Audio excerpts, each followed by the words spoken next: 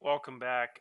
I just made a previous episode that was about 15 minutes, but then at the end, I was just about to sim the games, and then I had a big return of Dotson back from the injured list, and I realized it was going to have to take me 3 or 4 minutes of tinkering with the depth chart to kind of fix that back because he was on a lot of different things, and then Widmer was moved up, and then I'd take a bunch of guys off penalty kill. So it's a lot of fixing, so I didn't want to continue the episode. And then at the end, I realized I just kind of rambled for a while, as I tend to do. So I thought I'd make a more condensed version and just sim faster. So to kind of, like I said, recap all the stuff I talked about in the last episode, we're sitting here at the conference finals. We just won against Mississauga. In the first round, we actually went down 1-0 against Kingston. No, I think we were down 2-0 actually. It was pretty scary. Yeah, so we won the first game, but then we lost 2 in a row. So I was actually a little worried, but came back and won that series, won 3 in a row at the end there. And then we played North Bay. We lost first game, so again I was a little bit worried, but we won 2 straight 1-goal games and knew it would be a really good series. What happened? We had to play a 50-win team in the second round because it was probably the best year ever for the top 3 teams. I doubt there's ever been 3 50-win teams. And Oshawa had the number 1 seed with a dominant 57-win season. So I had to play the number 2 and 3 seeds. I had to play in the second round, which was me and North Bay. So that was a really tough game. And right then I was like, oh boy, here comes the second round loss again. Because it's had so many of those, and we've never played a team nearly as good as a 50-win team in the second round. So I was pretty worried about that. But we came out and prevailed. North Bay wasn't that good. Like it was, I don't know. I just felt like they were good. But if you look at the point differential, me and Oshawa just seemed to be on a little better different tier. They're 163 differential, and they were at like 50 less, almost 40 less. So it just seemed like they were good, but not quite on the level of us. But you just see how good we did all season. Like they won 9 in a row at the end of the year. Regular season, we won 13. They won 8. So we had a 22-game win streak, or maybe 24, and a 13 in the same season.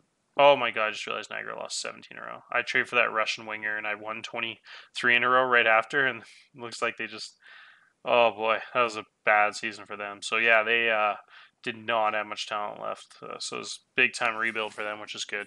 So it was definitely good. I gave him a ton of assets for that winger because he would have been totally wasted there. His 19-year-old season's not back next year. So now they'll have the first pick of the draft, and they'll have my extra 4 draft picks I sent over in that trade, the 2 seconds and the 2 thirds. And if you look, it looks like Forsey actually, the guy traded along with the 2 seconds and the 2 thirds for that winger, the Russian guy, had a really nice season. I'm gonna really miss him in a couple of years when he's 19. I think he's just a really solid. If you look, he had 20 points in 38 games there for them as a third liner on a really bad team. That's pretty decent with good defense too. So I think I'm really gonna miss him on that third line when he's gonna be a 19-year-old that year. I'm really good because he is a guy that has awesome defense, good stamina. So he would have been a wicked penalty killer, third line type guy with a decent offense. So he was a big loss, but you got to give up talent if you're going to get talent. So I gave up a boatload, but it was absolutely worth it. If you look at the production of this Russian guy, after I traded for him, he had 56 points in 37 games with a plus 43 in only 37 games played. Just a monster season. So he had he had 88 points this season between the 2 teams, 62 games, and he was one of the best players in the league. He's just got a crazy skill set there with his really good skating, 16 stamina, and he's got wicked puck handling and finishing abilities. So he's a guy that I gave up a lot for, but he was a good trade for both teams for sure. So, yeah, that's what happened. And in the last thing I'll mention before I sim the games is a shocking development.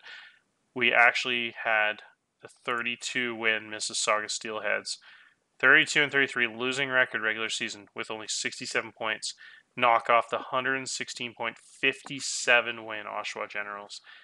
Oshawa had a 3-1 series lead and blew 3 games in a row in clinching games to lose the series. So Mississauga also upset the number 4 seed Peterborough, which, I mean, that wasn't that big of an upset. They were just over 500 team too, but in the first round to get to that second round against Oshawa and somehow took down the Giants. So that was a massive win. If you look at Oshawa, they were really carried by the 2 superstars I talked about in a couple episodes ago. This guy had probably was the league MVP, the Red Tilson winner. He had an 82 game rating. My center had more points. This guy had 85 points or 90 points. My center Peterson 98 points. Peterson only had a 72 game rating per average this season. This guy had an 82. So it just shows how good he was, where he was just a force because he's such a power forward, 6'4", 233, where his defense is so elite.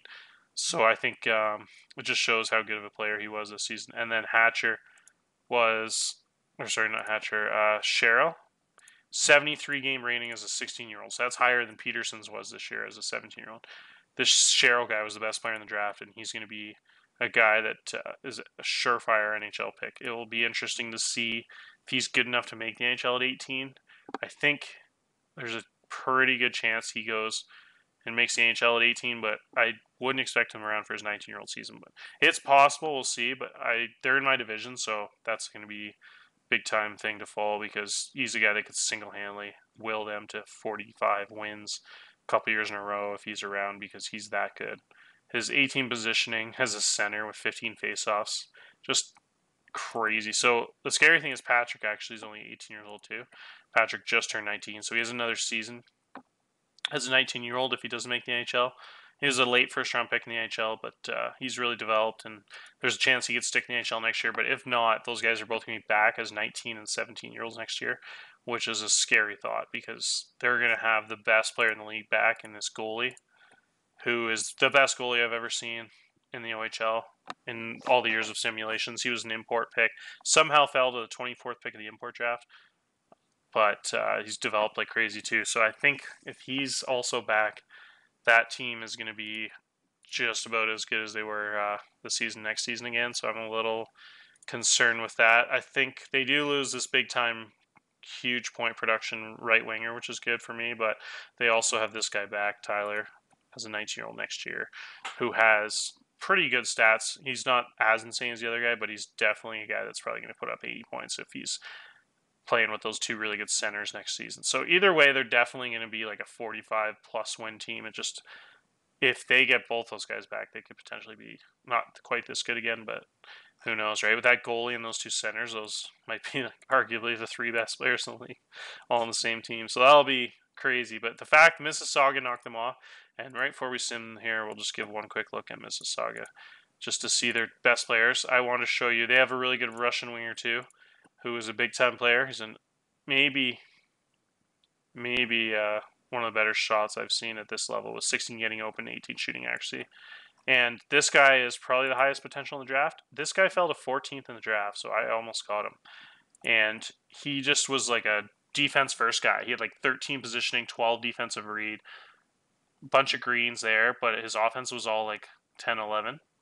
And so this guy must have like the highest potential in the league because his progression has been outrageous. I think he started the year at, like I said, 10, 11 in some of this stuff, and it's all gone to like 15, 13. So he is probably like a guy that has maybe even more potential than McDonald, my guy, because he's only 16 years old and he's already just like an NHL type defender with really good offense. Like this guy is potential 1-1 candidate next year.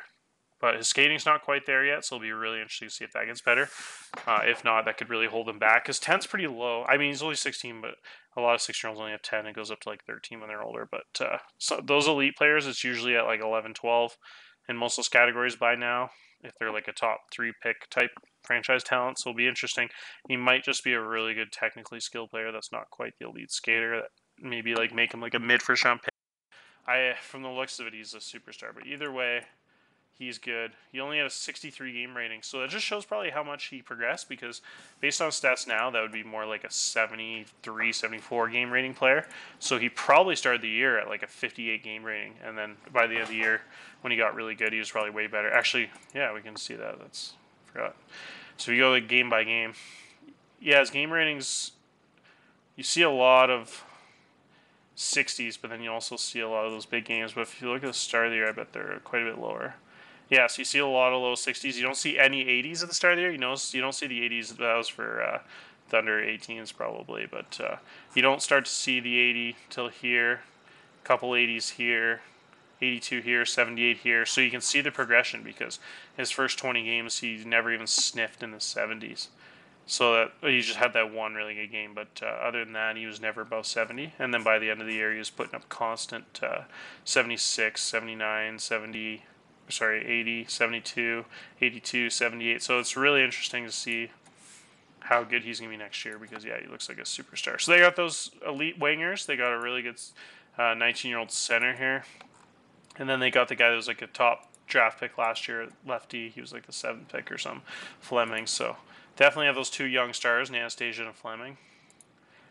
This Fleming guy is he's in this draft. So, yeah, he's the number 10 rated NA skater. So that's a late first-round pick. He's just another one of those steady guys.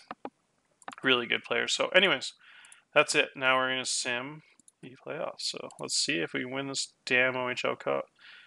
All right, we got Windsor. Our lineups are set, and we're simming. Barrie leads 7 goals. Let's go. Oh my god, I just realized Windsor knocked off here. Yeah, that's a huge upset. Windsor was a 40-win team, and they knocked off a 48-win Erie team. Wow, this has been the craziest playoffs ever. So I'm only playing a 41-win team in the finals, so that's quite a big difference. I had 12 more wins than them in the regular season. So Widmer had a huge game. Bailey had a huge game. Beaver as the 3rd star. McDonald another goal. Looks like we had another goal by Waz here, so that's huge. See him playing up big. And then we had a big fight again. McDonald just cannot stop going to the penalty box. He's just the biggest agitator ever. Satko with a big win. So pretty much I've just been rotating Parrish with Aiden Alfie and giving him some minutes. I'm maybe going to give Fournier a game here. I want to keep realistic and try to not just bench those young guys the whole time, but definitely want to go with the best lineups here. But the Andolfoni and Parrish are pretty interchangeable, even though I feel bad because Parrish is a guy that's looking to get drafted, so you don't want to kind of see a guy being scratched in the final that wants to get drafted in the 2nd round. But, I mean, it's at this point also you want to be fair to Andolfi because he's a beast and he's going to be a really key player the next few seasons. So they're equally rated right now. I figure I might as well rotate them, keep them fresh, give them both some good experience in the playoffs. All right, so I think we're all healthy here. Everyone's full of energy. Holloway plays a ton of minutes. He's always seems to be the first guy who's stamina goes down a little bit. It's 13, but yeah, he grew to 6'1". Wow, he was 6 foot for like 3 years. Wow, that's awesome. You love to see it. Better late than never. Yeah, always. It doesn't tell you when guys get taller. During the progressions, it just tells you when their stats go up, but you have to memorize their height weights so you know when guys get taller. So I just really want to glance over all these guys real quick. Ethel's guy's grown a lot. He's gone from 5'8" to 5'11" in the 1 year since his draft. So that's huge. He was a guy that I thought might be like a 5'9", 5'10" type guy, but since he's already 5'11", he actually has a shot at 6 foot, but not too small of a guy anymore, so that's huge. Baldoni's also grown from 5'9" to 6'1", so he's turned into a pretty big boy there. Kind of those cool little growth spurts by those young guys. Like to see. All right, let's sim game 2 here. Satko's staying in net. Barrie leads. Big shutout, so that means Satko got his 4th star for heat, meaning he's on fire. So that makes him play a lot better. 4 stars is huge. It always goes up if they get a shutout. It goes down if they have like a really big cold streak, but it's a guaranteed +1 if they have a shutout, which is awesome. So if you look at our history, the all-time since the dynasty started, Sidiok had 12 shutouts in his couple of years starting. Satko is already in just like 1 year of starting, and he only played like just over half the games. Already has 8 shutouts. So he had a monster 7 shutout season, and he was actually nominated for goalie of the year. That's why he just overtook that starting spot from Reese, even though Reese was like a 3rd-round NHL pick. I'm going to trade Reese in the offseason. I think Satko's going to be a guy that's a 19-year-old next season that's going to start almost every game.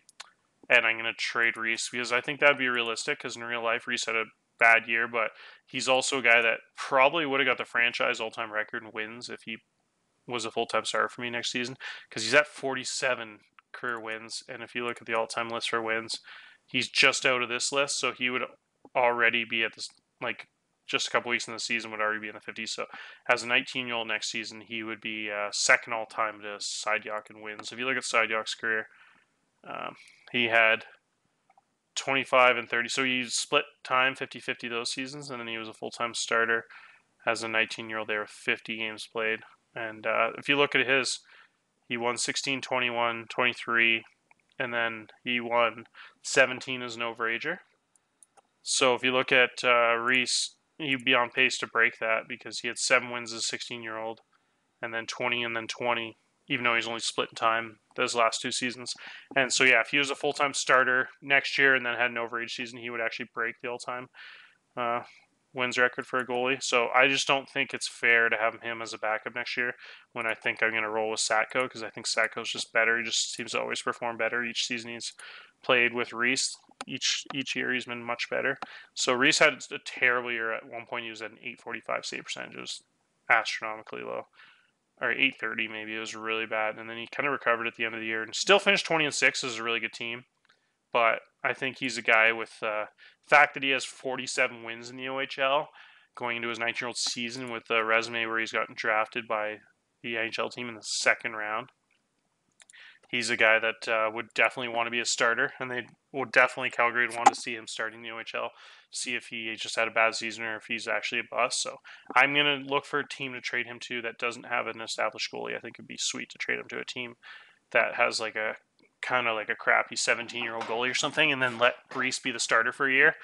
And maybe I don't have to pick up a ton of assets because I know he had a bad year. I'm not looking to pick up like 4 second-round picks or anything because he only had an 865. But he also was, like I said, a second-round NHL guy with 47 career wins and winning percentage of like almost 70% if you look at those 3 seasons on some really good teams. So I think he's a guy that could definitely fetch. Like in real life, if you want to look it up, he reminds me of Kai Edmonds. The Colts had 2 really good goalies going into last year, and they drafted a Euro, and the actually had 3 all around the same age. And so the Colts traded the Kai Edmonds, who's 6'2", to Mississauga. He was like a really solid backup who had like 15, 20 starts 2 years in a row. So going into his 19-year-old season, they traded him for a 2nd and a 3rd round pick. And then he went started for Mississauga in real life last year and had a really solid 900 save percentage 19-year-old season.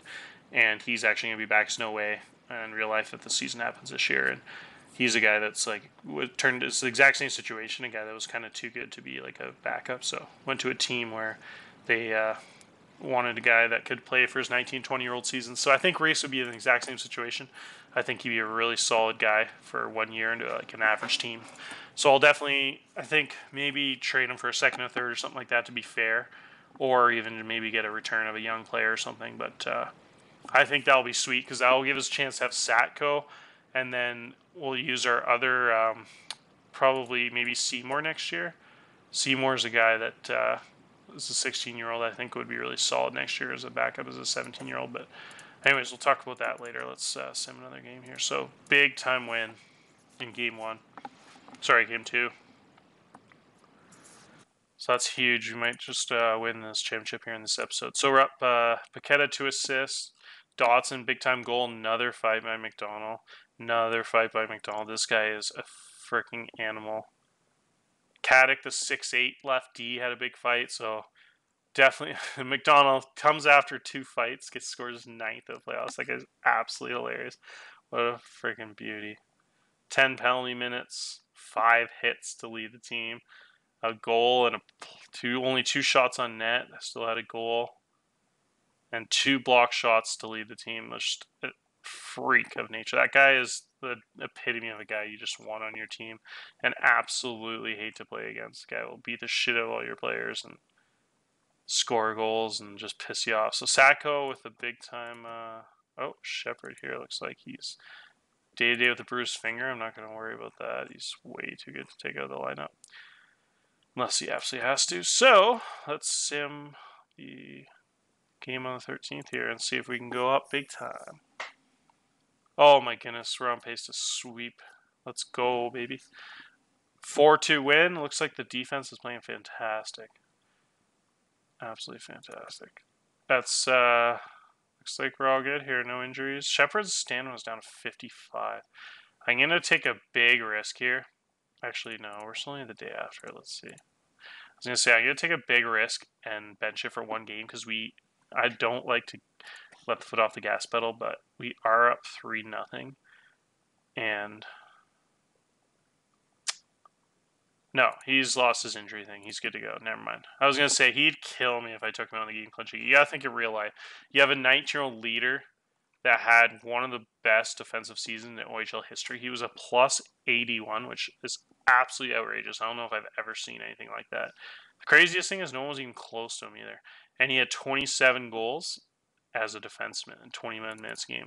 He wasn't even on the first line power play with 27 goals. He was the first line power play was actually the big time setup man Paquette with a 17 offensive read, the perfect offensive defenseman, just elite offense and passing. So he's been the power play quarterback for like 3 years, so I didn't want to not have him do that as an OA. So I had Shepard play a ton of minutes, and he was actually on the second line power play, but still scored 27 goals and was, like I said, plus 81.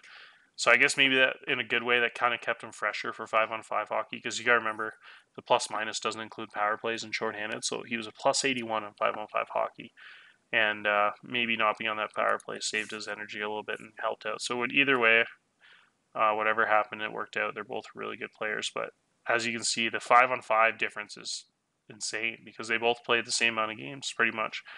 And Shepard was only a plus 30 and he's a plus 80. So 50 goal differential in 5-on-5 hockey. So maybe that partly is Paquette being tired, or maybe that it's not like plus 30 is bad. It's just that's a staggering difference. No one on the team other than Bailey was defense partner, who for most of the season, I think they rotate a little bit, but he was a plus 67 too. So he's back next season, so he'll be a freak. And then next best was McDonald with 3. Look at this penalty minutes. It's the funniest thing I've ever seen. Next best was McDonald. So it just shows how good McDonald is as a two-way player. The fact that he can be a plus 45 as a 17-year-old, and then the Russian guy, and then our OA center. So it's just crazy how Shepard just separated himself, where only one other guy on the team was above plus 45, and he was a plus 80. So I guess he's just got to be team MVP by a long shot, because you're just that much better than everybody else. I think we can look at the league leaders here in plus minus, and then sort it, and then I'll play the last game. Yeah, so no one else in the league was above Bailey either. So we had this guy on Oshawa, probably a bunch of Oshawa guys and my guys, obviously. Yeah, so it's like even Oshawa didn't have a guy over even in the 50s. So, or sorry, they had the one guy in the 62, which is very high. That's very high, and he wasn't that good either. That just shows how good that forward group was of theirs. So yeah, plus 81. I mean, I'd have to look that up, but that might be. That's probably the best I've ever seen. I know Sidney Crosby was like a plus 95 in the queue. That was like 20. That was almost 30 years ago when it comes to this simulation, because we're in the year 2031. But I'm sure there's been one or two guys that are pretty insane too. I know that London line with Dvorak and those guys in the maybe like 2014 or London Knights was, those guys were like plus 70s, probably plus 80s. But yeah, just shows how good Shepard is. So anyways, he's back. We're going to sim and see if we can win this title. Let's go. Yes, we did it. Wow, first time in 11 years. Feels good. After all those second round exits, we won a title. Sacco, starting goalie, got his OHL title. Paquette, first star. Bailey, second star. All three defensemen are stars there with a good 1-goal game, I guess. Makes sense. Beaver has 12 goals in the playoffs. Widmer had 9. Lundy actually had 5 goals in the playoff, which is crazy. If you look at the game scores, that Russian winger is at an 83. Peterson's game scores, yeah, he's good, but he's not quite on that elite level yet. I don't know what's holding him back. I guess just his defense is good, but it's just not insane yet. I think next year, because yeah, at the start of the year, he was like a 10 defensive read and 11 positioning, so it's definitely gotten better. He was like an 8 and a 9 when he was a rookie, so definitely going into a 17-year-old season, he had a big progressions, and I think if he's back next year, he's going to be a force.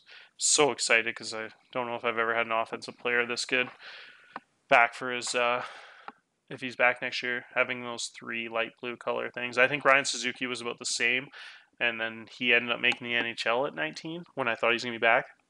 And then hopefully Peterson's back and he can put up 100 points next year and be a freak, so we'll see. But yeah, that's it for this episode. I don't want to ramble too long.